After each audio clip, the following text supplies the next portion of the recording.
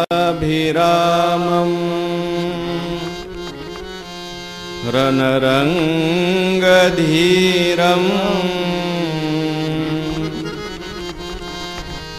राजीवनेत्रं रघुवंशनाथम् कारुण्यरूपं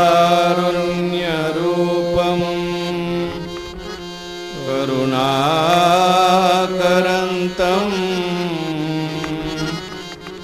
श्रीरामचन्द्रं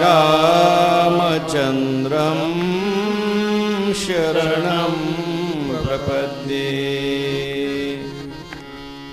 मनोजवं मारुततुल्यवेगं जितेन्द्रियं बुद्धिमतां वरिष्ठं वातात्मजं वानरयूथमुख्यं श्रीरामदूतं शरणं प्रपद्ये। समचरणसरोजं सान्द्रनीलाबुधाभं जघननिहितपानीमण्डनं मण्डनानां तरुणतुलसीमाला कन्धरं कञ्जनेत्रम् सदयधवलहासं विठ्ठलं चिन्तयामि। गजाननं भूतगणादिसेवितं कपित्थजम्बूफलचारुभक्षणम् उमासुतं शोकविनाशकारकम्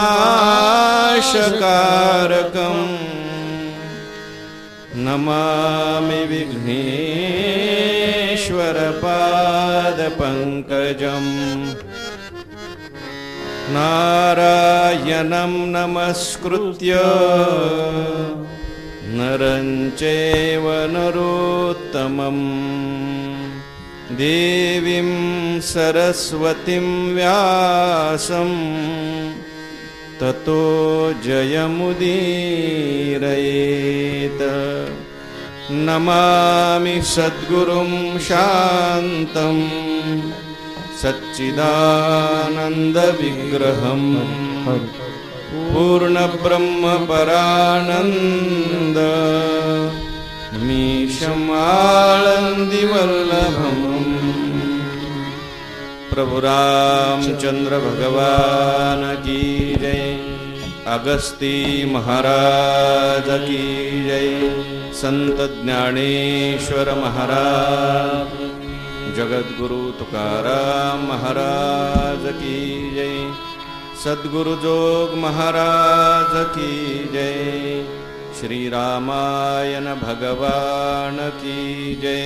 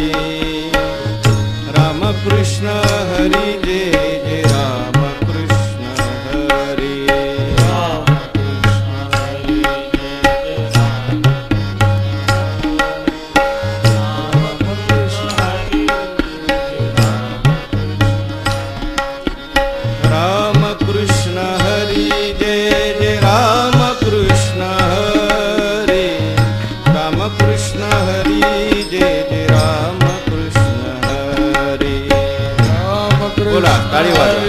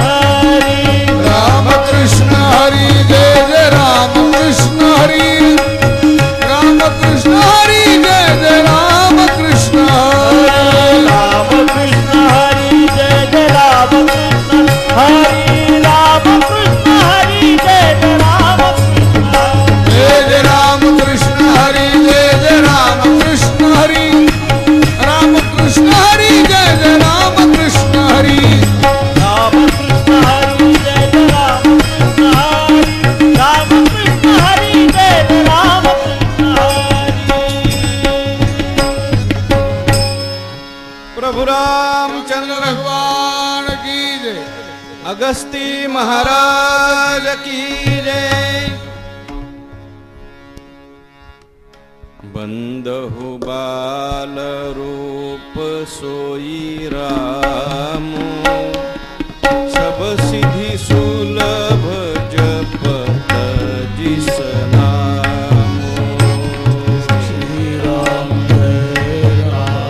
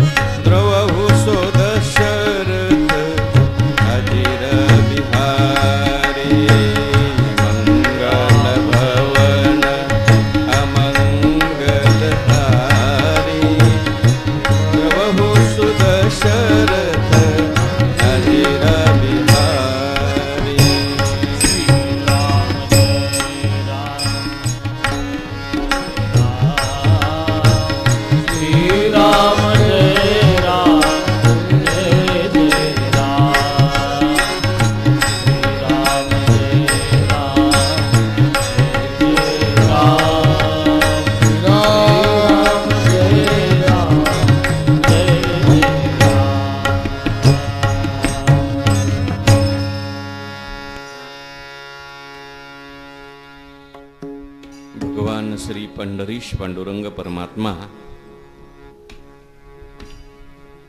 महामुनी श्री अगस्ती महाराज कैवल्य साम्राज्य चक्रवर्ती विश्वमौली संत शिरोमणी ज्ञानोबाराय जगद्गुरु श्री तुकाराम महाराज आणि सर्व संत मांदियाळी सर्व संतांच्या असीम अपार आणि अपूर्व अशा कृपानुग्रहामुळे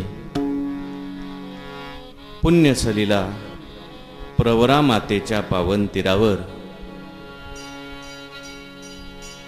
अमृतेश्वर भगवंताच्या सानिध्यामध्ये महामुनी अगस्ती महाराजांच्या पावन सानिध्यामध्ये भगवान परमात्म्याची गुणगाथा श्री रामकथा आपण सर्वजण मिळून श्रवण चिंतन करत आहोत। हे आपल्या जीवनातलं फार मोठं भाग्य आहे। अधिक महिन्यासारखा परमपावन असा काल आहे आणि अधिक महिन्यामध्ये काल पवित्र आहे, देश पवित्र आहे आणि ज्यांच्या सानिध्यामध्ये आपण सर्वजण बसलेलो आहोत असे अगस्ती महाराज महापवित्र आहेत। पवित्र त्यांना म्हणतात जे ज्यांच्या सानिध्यामध्ये गेल्यानंतर अपवित्र वस्तू सुद्धा पवित्र होऊन जाते। किती जरी अपवित्र जीव असला संतांच्या साधूंच्या सानिध्यात गेला की तो पवित्र होऊन जातो।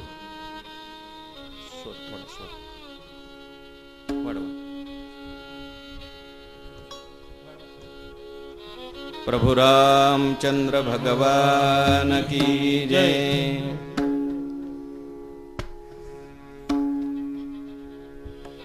ज्याप्रमाणे नदी आहे ती जर अखंड वाहत असेल, ती जर आपल्या गंतव्य स्थानाला उत्पत्ती स्थानाला जोडलेली असेल, प्रवाहित असेल तर ती पवित्र राहते।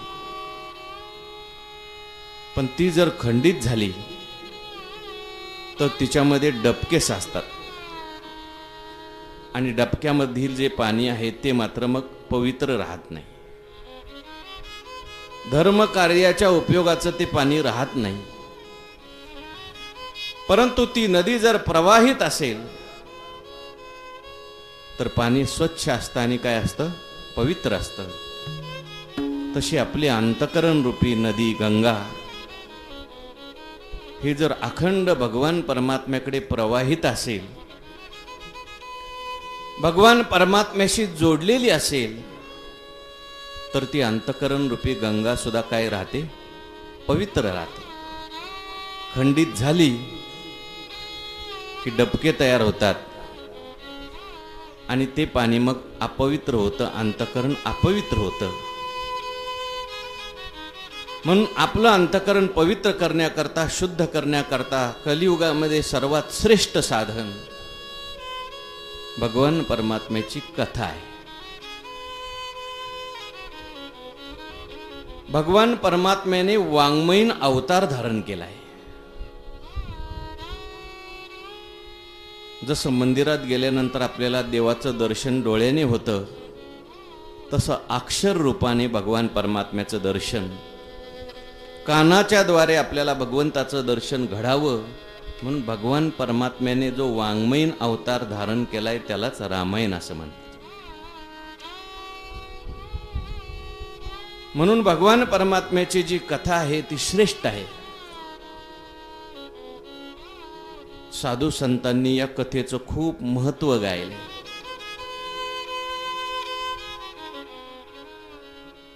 महाराज एके ठिकाणी असं म्हणतात, कथा ही दोष हरण करणारी आहे। कथा दोष हरी कथा मुक्त करी, कथा दोष हरी कथा मुक्त करी, कथा दोष हरी कथा दोष हरी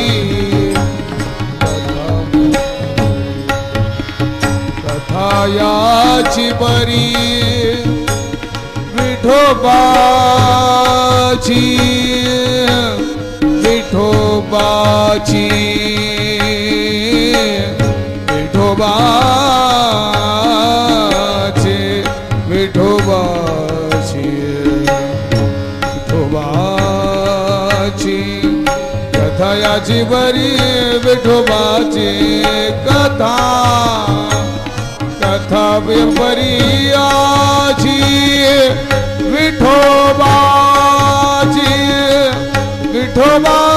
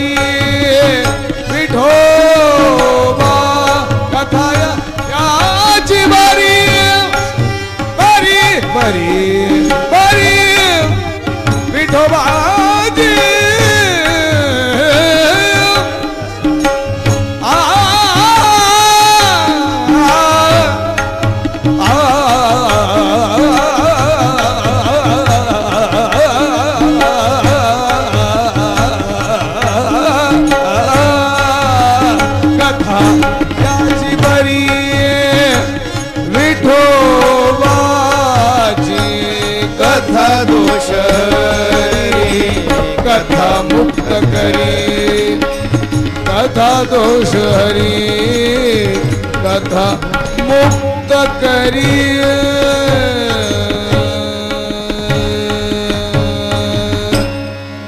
काही ठिकाणी कथेला माऊली असं म्हटले. माझी हरी कथा माऊली प्रेमे पाना पानाईली प्रेमे पाना पानाईली. आई जशी आपल्या लहान बाळाची काळजी घेते, तो जर खेळायला गेला, बाहेर गेल्यानंतर जर त्याचे कपडे खराब झाले असतील, अंग खराब झालं असेल तर आई काय करते, त्याला स्वच्छ धुते, आंघोळ घालते आणि मग पुन्हा त्यांना वस्त्र आभूषण घालते, नटवते, थटवते. त्याप्रमाणे कथेचा ज्याने आश्रय केला त्याच्या जीवनातले सगळे दोष दुर्गुण कथा काय करते, घालवते आणि त्याच्यामध्ये सद्गुणांचं आधान करते. म्हणून कथा आई आहे. फक्त कथा ऐकत असताना त्या कथेशी एकरूप होऊन कथा ऐकायची. जी काही कथेमध्ये चरित्र सांगितलेली आहेत, काही सद्गुणांची चरित्र सांगितलेली असतात, काही दुर्गुणांची चरित्र सांगितलेली असतात. रामप्रभूंचं चरित्र आहे, कौशल्या मातेचं चरित्र आहे, दशरथ महाराजांचं चरित्र आहे. ही सगळी सद्गुणांची चरित्र आहे. आपलं जीवन आपण कशा प्रकारे चांगलं घडवायचं. कोणाचा मुलगा आहे, त्याला थोडंसं खाली बसव. प्रभू रामचंद्र भगवान की जय.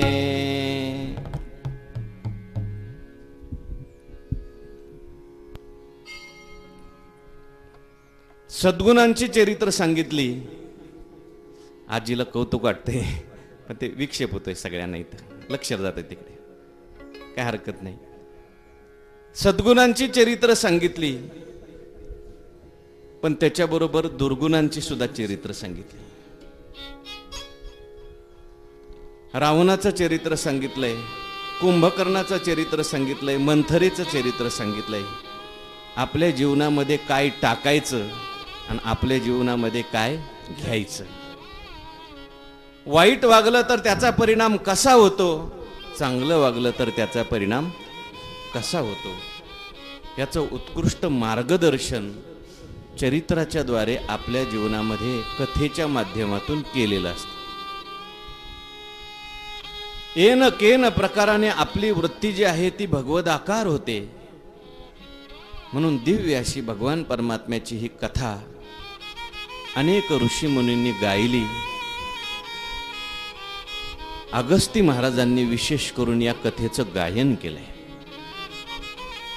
ज्यांच्या सहवासामध्ये आपण बसलेलो आहोत त्यांच्याकडे ऋषी मुनी तर कथा ऐकायला येतच होते, पण साक्षात भगवान शंकर आले असं आपण काल ऐकलंय. देवांच्यावर ज्यावेळेस संकट आलं त्यावेळेस अगस्ती ऋषींनी धावून जावं आणि देवांच्यावर आलेलं संकट निवारण करावं असा मोठा अधिकार अगस्ती महाराजांचा. अनेक दैत्य देवांना त्रास देत होते आणि देव त्यांना मारायला गेल्यानंतर ते समुद्रात लपून राहायचे. दैत्यांना कसं मारायचं हा फार मोठा प्रश्न पडायचा. सगळे देव ब्रह्मदेवाकडे गेले. ब्रह्मदेव म्हटले तुम्ही अगस्ती महाराजांना शरण जा. अगस्ती महाराज त्या ठिकाणी आले आणि काय केलं, समुद्रच पिऊन टाकला. आपल्याही जीवनामध्ये असलेला हा जो मोहरूपी सागर आहे, अगस्ती महाराजांना जर आपण प्रार्थना केली, त्यांच्या चरणाजवळ बसून आपण जर कथेचं श्रवण केलं, चिंतन केलं, तर आपल्या जीवनातला तो मोहरूपी सागर अगस्ती महाराज पिऊन टाकल्याशिवाय राहणार नाही. पण त्यांच्या चरणावर वंदन करून आपण सर्वजण मिळून कथा ऐकूया. काल आपण भगवान शिवांच्या विवाहाची कथा ऐकली. रामकथेचा अधिकारी कसा असतो,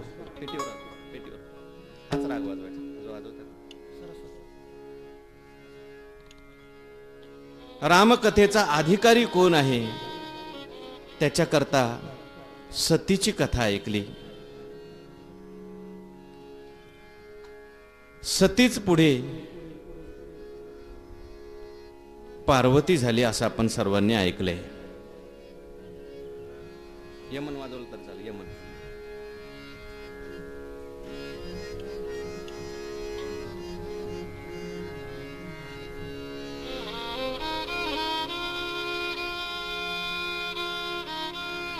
कथा ऐकत असताना ती लक्षपूर्वक न ऐकल्यामुळे सतीच्या मनामध्ये संभ्रम निर्माण झाला.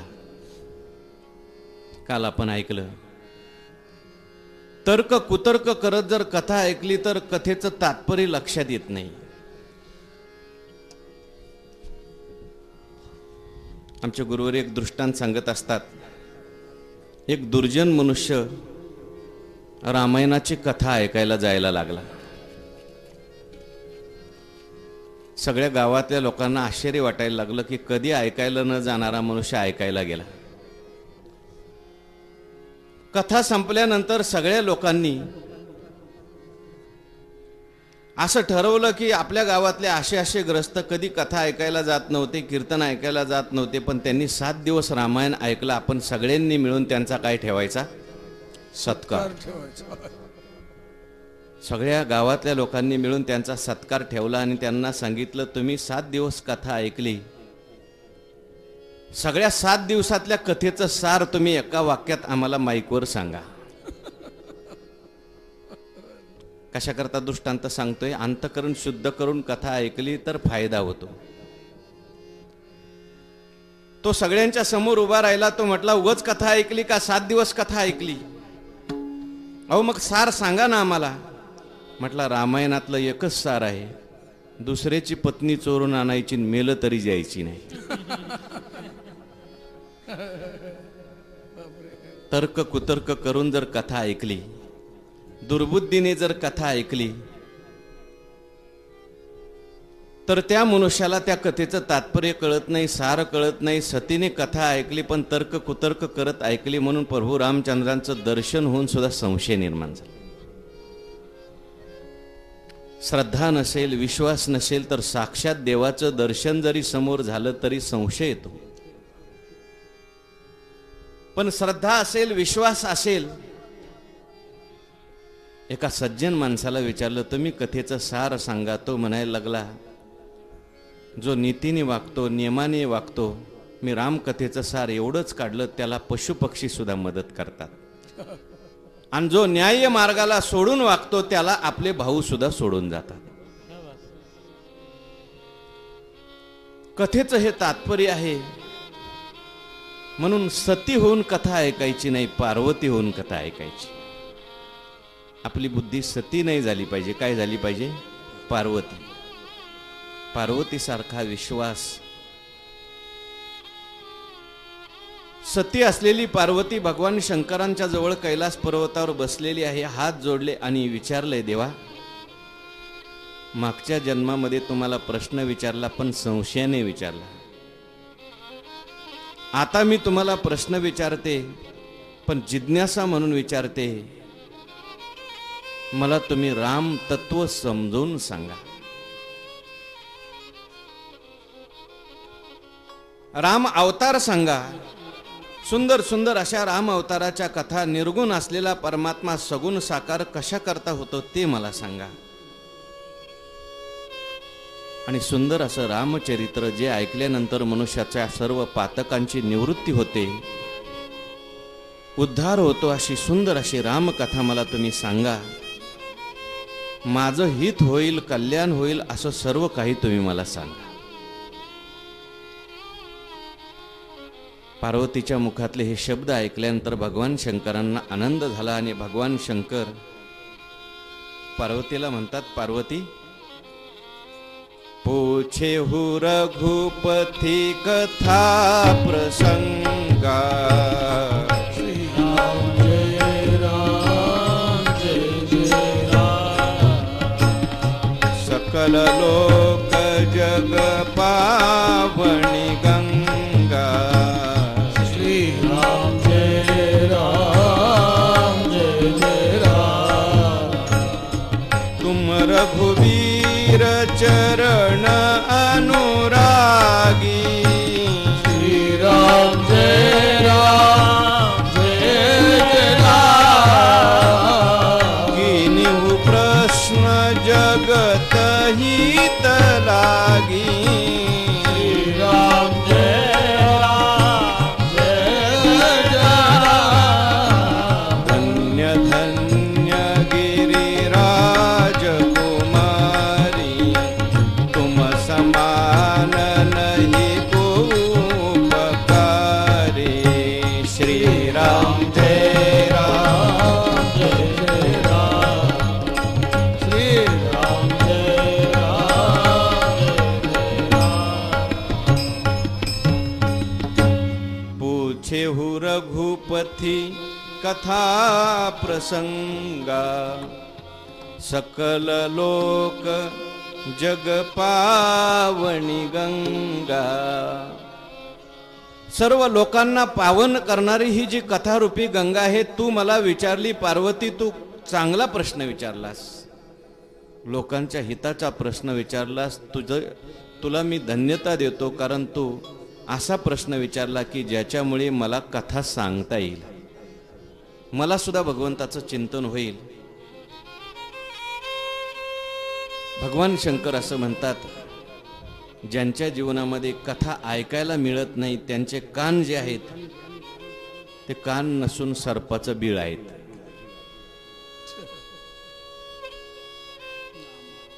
जे नयन, जे त्या ठिकाणी डोळे कधी भगवंताला पाहत नाहीत, त्या डोळ्यामध्ये आणि मोराच्या पंखाच्या डोळ्यामध्ये काही फरक नाही.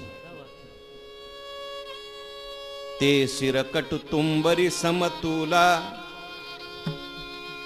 जेन नमत हरिग गुरुपद मूला. ज्यांचं डोकं देवासमोर संतासमोर नम्र होत नाही त्यांचं डोकं आणि भोपळा याच्यात काही फरक नाही, असं लिहिलंय. म्हणून तो प्रश्न मला विचारला, मला खूप आनंद झाला. म्हणून भगवान शंकर पार्वती मातेला सर्वात पहिल्यांदा पार्वती मातेच्या मनामध्ये असलेला संशय दूर करतात. भगवान शंकर सांगतात, पार्वती, तू प्रश्न विचारला होता सगुण श्रेष्ठ का निर्गुण श्रेष्ठ. सगुण निर्गुण याच्यामध्ये कोणताच भेद नाही. सगुण ही अगुण ही नाही कछु भेदा. गाव ही मुनी पुराण बुध बेदा. अगुण अरूप अलख अज जोई. भगत प्रेम बस सगुणस होई. ज्याप्रमाणे पाणी जे आहे त्याला कोणताही आकार नसतो, पण त्या पाण्याचंच बर्फ झालं तर त्याला काय प्राप्त होतो? आकार. आकार होतो. तीव्र थंडीच्या योगाने त्या पाण्याचंच काय होतं? बर्फ होतं. पण पाण्यात काय फरक आहे का? पाणी पाणीच असतं. तसा भगवान परमात्मा निर्गुण असला काय, भगवान परमात्मा सगुण असला काय, त्या तत्वामध्ये कोणत्याही प्रकारचा भेद निर्माण होत नाही. त्याने किती नावं धारण केली, त्याने किती आकार धारण केले, तरी सुद्धा ते एकरूपच असतं. मुलगा अभ्यास करत नव्हता म्हणून वडिलांनी त्याला सांगितलं, तू अभ्यास जर केला आणि पास झाला तर मी तुला मिठाई देईल. अभ्यास केला मुलांनी, पास झाल्यानंतर बाबा मला मिठाई दे असं म्हटल्यानंतर बाबा बाजारात गेले आणि पेढे आणले. हातावर पेढे ठेवल्यानंतर तो म्हणायला लागला, बाबा मला पेढे नको, मला काय पाहिजे? मिठाई. बाबाला असं वाटलं याला पेढे आवडत नाही म्हणून बाजारात गेले आणि बर्फी आणली. बर्फी हातावर ठेवल्यानंतर म्हणायला लागला, बाबा तुम्ही म्हणाले होते की मिठाई देणार आणि ही तर बर्फी आहे. बाबाला वाटलं हेही त्याला आवडत नाही म्हणून परत बाजारात गेले आणि बाजारातून काय आणलं? दुसरं सांगा ना एखादं काय. हा, जिलेबी आणली, लाडू आणले. तो म्हणायचा मला मिठाई द्या. मग बाबांनी त्याला समजून सांगितलं, बाबा पेढे काय, बर्फी काय, लाडू काय, नावं वेगवेगळी, आकार वेगवेगळे, पण सगळी काय आहे? तसं भगवान शंकर काय, राम काय, कृष्ण काय, दत्त काय, आकार वेगवेगळे, नावं वेगवेगळी, पण सगळी काय आहे? देवच आहे. भगवान परमात्म्याचीच वेगवेगळी नावं असतात, रूप असतात. राम सच्चिदानंद दिनेशा, नहितः मोह निशालवलेशा, सहज प्रकाश रूप भगवाना, नहितः पुण्य विज्ञान विज्ञाना.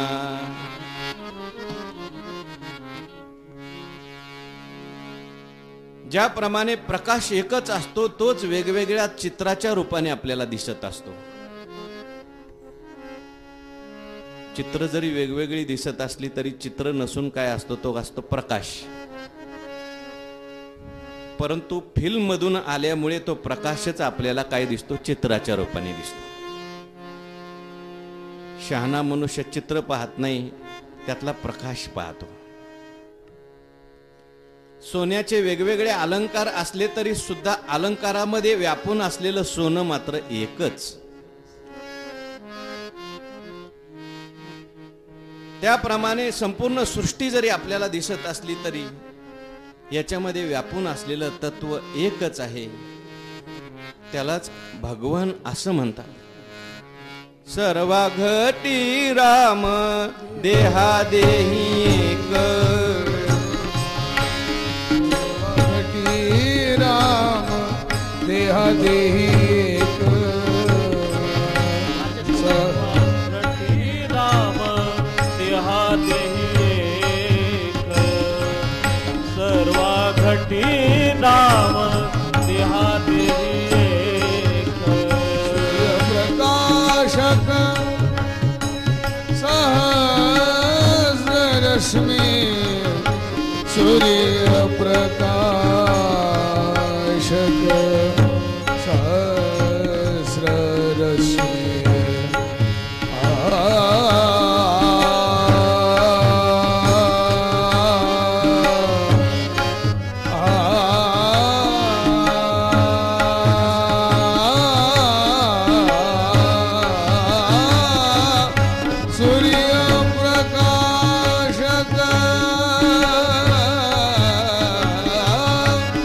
सहस्र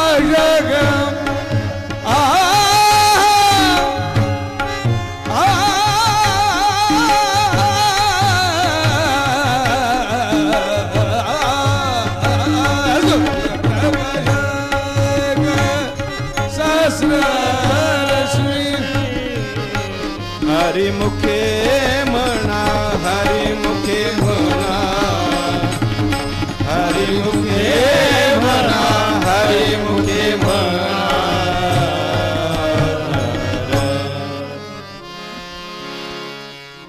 प्रश्न सर्व ठिकाणी सारखा आहे. राम तत्व आम्हाला समजून सांगा.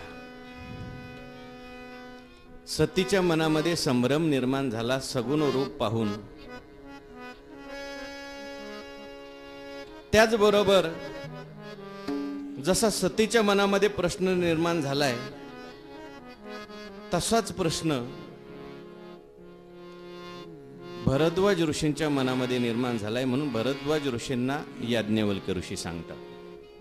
आणि असाच प्रश्न गरुड महाराजांच्या मनामध्ये निर्माण झाला. राम रावणाचं युद्ध चालू असताना इंद्रजिताने अशी काही अस्त्रशस्त्र सोडली, नागपाश सोडला आणि प्रभू रामचंद्रांना सगळं बांधून टाकलं, लक्ष्मणालाही बांधून टाकलं. एवढे मोठे समर्थ असलेले प्रभू बांधले गेले. म्हणून नारद महर्षींनी गरुडाला सांगितलं, तुम्ही जाण देवाला सोडवा. गरुडजी त्या ठिकाणी गेले तेव्हा भगवान परमात्म्याची नागपाशातून काय झाली? मुक्ती झाली. मग गरुडाच्या मनामध्ये प्रश्न निर्माण झाला, भगवान परमात्मा तर सर्वज्ञ सर्व शक्तिमान आणि भगवंताला मदत करायला कोणाला यावं लागलं? नेहमी देवाच्या सानिध्यात राहणाऱ्या गरुडाला सुद्धा काय झाला प्रश्न. भगवान परमात्म्याची ती लीला होती. कधी कधी भगवान परमात्मा आपल्या भक्ताचं महत्व वाढण्याकरता स्वतःला काय करतो? बांधूनही घेतो. म्हणून गरुड महाराजांनी सुद्धा कागभूषिंडीला हाच प्रश्न विचारलाय, राम तत्व मला समजून सांगा. जर परमात्मा ब्रह्म आहे, परमात्मा जर निर्गुण निराकार आहे, सर्वज्ञ सर्व शक्तिमान आहे, सच्चिदानंद रूप आहे, मग त्याच्या जीवनामध्ये हे सगळे प्रसंग घडतात ते का? तोही सुखी दुःखी दिसतो. भगवान परमात्मा त्या ठिकाणी रावणाला मारतात.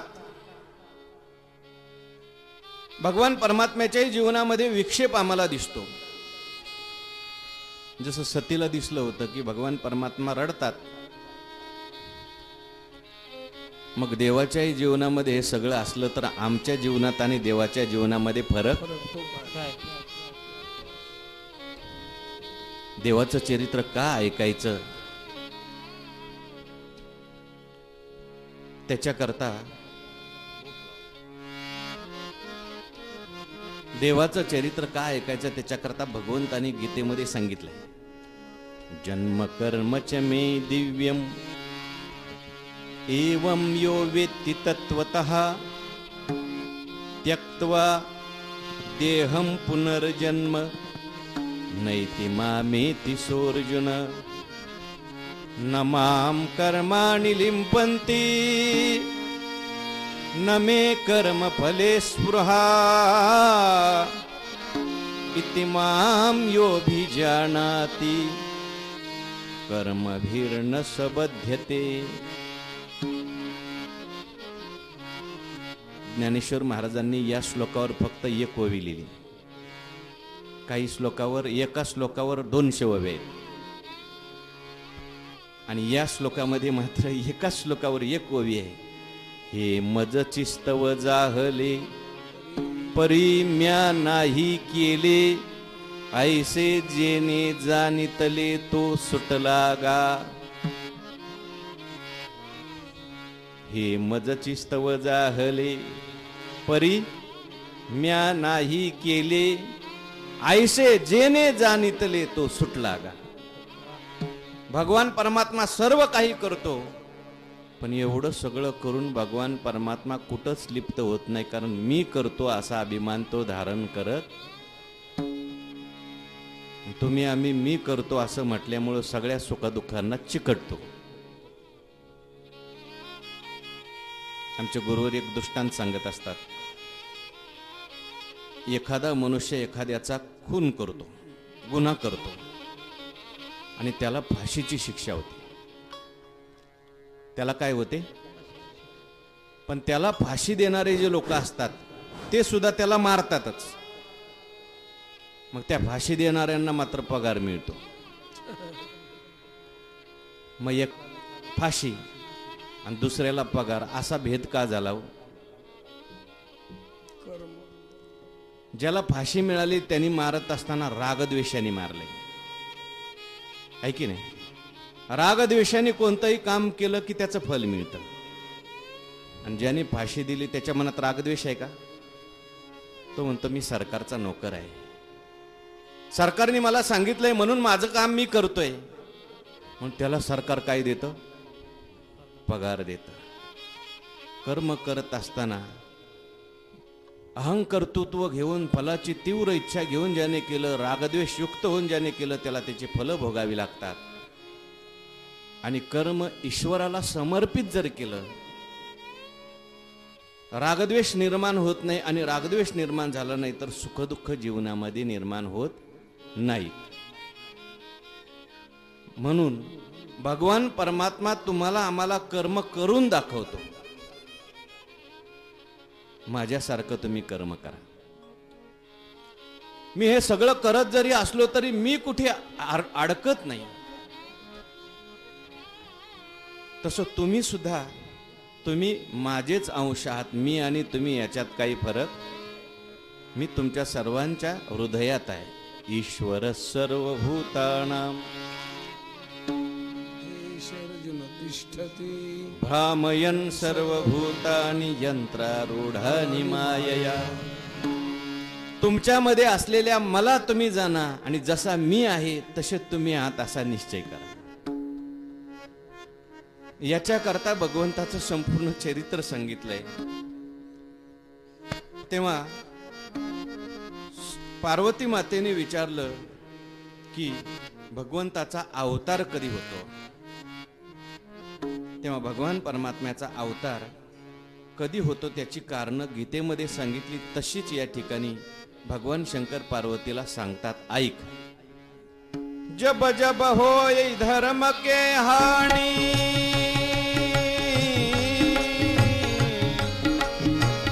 जब होई धर्म की हानि,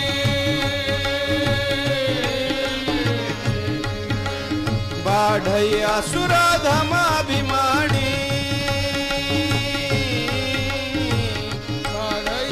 बाढ़ई असुर अधमाभिमानी,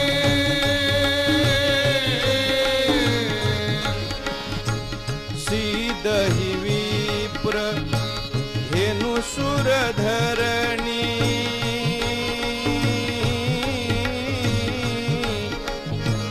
करहि अनीति जाय नहीं बरनी. राम सिया राम, सिया राम, सिया राम, राम सिया राम, जय जय राम. तब तब प्रभु धरि विविध शरीरा, हरहि कृपा निधि सजन पीरा. श्री राम जय राम, जय जय राम, श्री राम जय राम, जय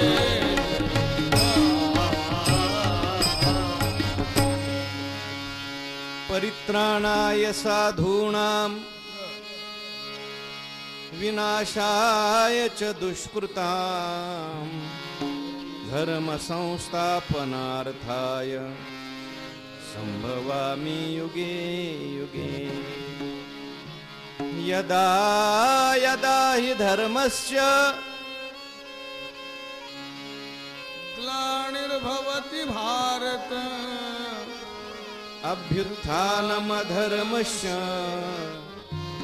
तदात्मानं सृजाम्यहम्. धर्माला ग्लानी येते. धर्म धर्म म्हणजे काय? जशी एखादी वस्तू आपण बाजारातून आणली की तिच्या बरोबर पुस्तक येतं, ती वस्तू कशी वापरायची शहाणा मनुष्य जो असतो तो पुस्तक पाहतो आणि मग पुस्तकात पाहिल्यानंतर वाचून ती वस्तू वापरतो, म्हणजे लवकर खराब होत नाही. त्याला मॅन्युअल म्हणतात, बुकलेट म्हणतात. गाडी असेल, एखादी मोठी वस्तू असेल, फ्रीज असेल, टीव्ही असेल, ग्रंथ त्याच्याबरोबर पुस्तक असतं. तशी देवाने तुम्हाला आम्हाला ही वस्तू दिली, त्याला म्हणतात देह. आणि ही कशी वापरायची याच्याकरता जो ग्रंथ दिलाय त्याला म्हणतात धर्म, वेद. कशी वस्तू वापरायची, डोळ्याचं बटन कधी दाबायचं, कानाचा ब्रेक कधी दाबायचा, जिभेचा ब्रेक कधी दाबायचा, हे ज्या पुस्तकात लिहिलेलं आहे त्याला काय म्हणायचं, धर्म. तुम्ही म्हणाला आम्हाला ते नको धर्म वगैरे काय, आमच्या मनाप्रमाणेच आम्ही मागणार. एखादा ड्रायव्हर गाडीमध्ये बसला आणि त्याला गाडीचं कुठलंच बटन माहिती नसेल, काय होईल, गाडी जाईल आणि तोही. म्हणून धर्म धर्म म्हणजे काय, आपलं जीवन उन्नत होण्याकरता ज्या काही मर्यादा शास्त्राने सांगितल्या त्याला काय म्हणायचं, धर्म. पण जेव्हा मनुष्य मर्यादा सोडून वागायला लागतो अधर्म होतो. मनाला येईल तसं वागायला लागतो, मनाला येईल ते खायला लागतो, मनाला येईल ते पाहायला लागतो. त्याच्यामुळे सगळ्या लोकांना काय होतं, मग त्रास होतो. आणि अशा वेळेस आसुरी वृत्ती तयार होते. आसुरी वृत्ती घालवण्याकरता, कमी करण्याकरता पहिल्यांदा साधू येतात. पण ते आसुर असे असतात, ते साधूंना सुद्धा त्रास द्यायला लागतात. मग देवाला यावं लागतं. भगवान परमात्मा अवतीर्ण होतो. म्हणून राम अवताराची कारणं सांगत असताना पहिल्यांदा आसुर कसे तयार होतात हे सांगितले.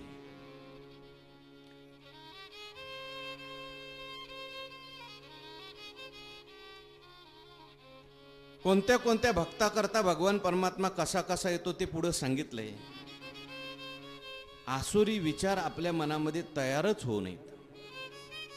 वास्तविक पाहता राम आहेच. तैसा हृदयामध्ये मी सर सुखाचा आराम की भ्रांताशी कामू राम आहेच, पण असलेल्या रामाचा आनंद घेता येत नाही, दर्शन घडत नाही, कारण त्याच्यावर रावण तयार झालेला आहे. वाईट विचार जे असतात, अज्ञान जे आहे ते माणसाला आपलाच आनंद मिळू देत नाही. म्हणून हे आसुरी विचार कसे तयार होतात तेच पहिल्यांदा सांगितले. आणि मग त्याच्यानंतर प्रभू रामचंद्र कसे येतात, सद्गुण कसे आणायचे आणि रामचंद्र कसे आणायचे ते सांगितले. म्हणून सुरुवातीला राम अवताराचं कारण सांगत असताना एक कारण सांगितलं, जय आणि विजय यांच्याकरता भगवान परमात्म्याला अवतार धारण केला. भरद्वाज ऋषी याज्ञवल्क्यांना विचारतात, जय आणि विजय यांना सनकादिकांनी का शाप दिला. पार्वती माता भगवान शंकरांना विचारले की जय आणि विजय यांना आसूर व्हावं लागलं, का बरं त्यांना आसूर व्हावं लागलं. जय आणि विजय म्हणजे वैकुंठात राहणारे बरं का, देवाच्या जवळ राहणारे द्वारपाल म्हणजे जय आणि विजय. द्वारपाल हरि के प्रिय दो राम जय राम जय जय अरु विजय जान सब को राम जय राम जय जय विप्रशापते दून उभाई. श्री राम जय राम जय जय राम. तामस असुर देह तीन पाई.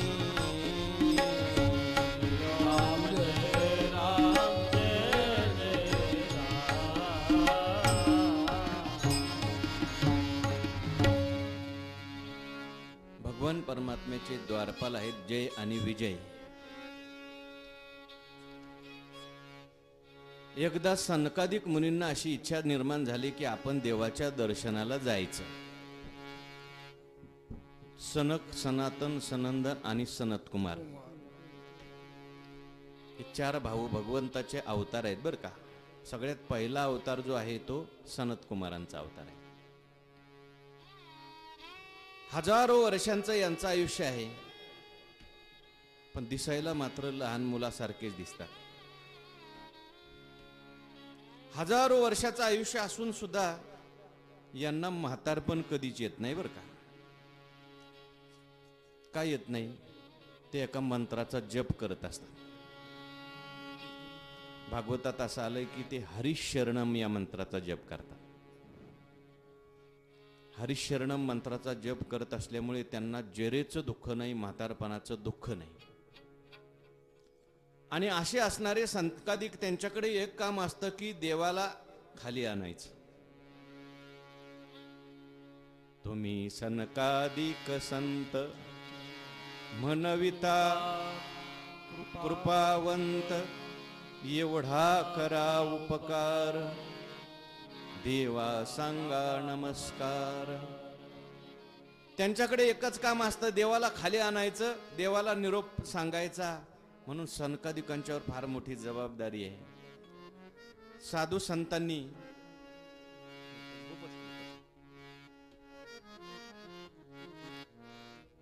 सनकादिक त्या ठिकाणी देवाला आणण्याकरता म्हणून निघाले, भजन करत निघाले. थोडंसं आपण भजन करू.